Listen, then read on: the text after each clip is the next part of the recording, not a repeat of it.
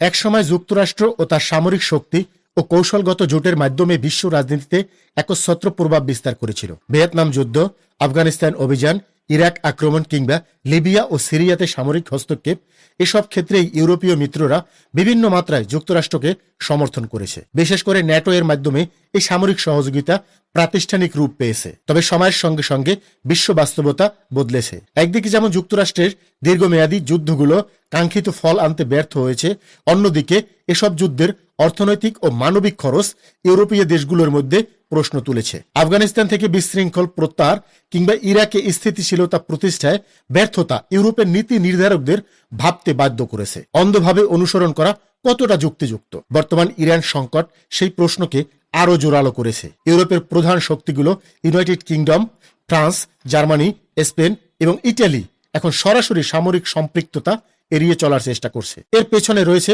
কয়েকটি কারণ। প্রথমত, তারা আশঙ্কা করছে ইরানের সঙ্গে সরাসরি সংঘাত পুরো মধ্যপ্রাচ্যকে অস্থিতিশীল করে গড়ে তুলবে, যা ইউরোপের জ্বালানি নিরাপত্তা ও অভিবাসন সংকটকে আরো তীব্র করবে। দ্বিতীয়ত, এই দেশগুলো এখন কূটনৈতিক সমাধানের উপর বেশি গুরুত্ব দিচ্ছে, কারণ তারা বুঝতে পারছে যে সামরিক সমাধান সবসময় টেকসই নয়। তৃতীয়ত, অভ্যন্তরীণ রাজনীতি এখানে অত্যন্ত গুরুত্বপূর্ণ ভূমিকা পালন করছে। ইউরোপের জনগণ আর দীর্ঘমেয়াদী যুদ্ধের পক্ষে আগের মতো সমর্থন দিচ্ছে না। তবে এখানে একটি গুরুত্বপূর্ণ প্রশ্ন আসে, এই অবস্থান কি যুক্তরাষ্ট্রের পতনের ইঙ্গিত? বাস্তবতা কিছুটা জটিল। যুক্তরাষ্ট্র এখনো বিশ্বের সবচেয়ে শক্তিশালী সামরিক ও অর্থনৈতিক শক্তিগুলোর একটি। তার বৈশ্বিক জোট, প্রযুক্তিগত আধিপত্য এবং ডলারের প্রভাব এখনো অটুট।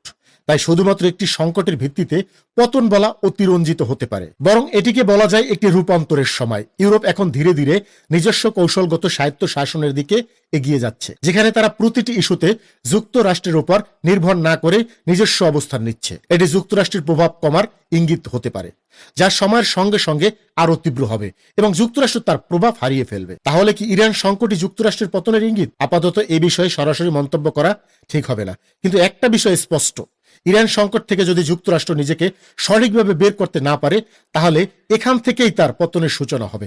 এটা অনেকেই একমত। তাই আমাদের আরো কিছুটা সময় অপেক্ষা করতে হবে এ বিষয়ে চূড়ান্ত ধারণা পেতে।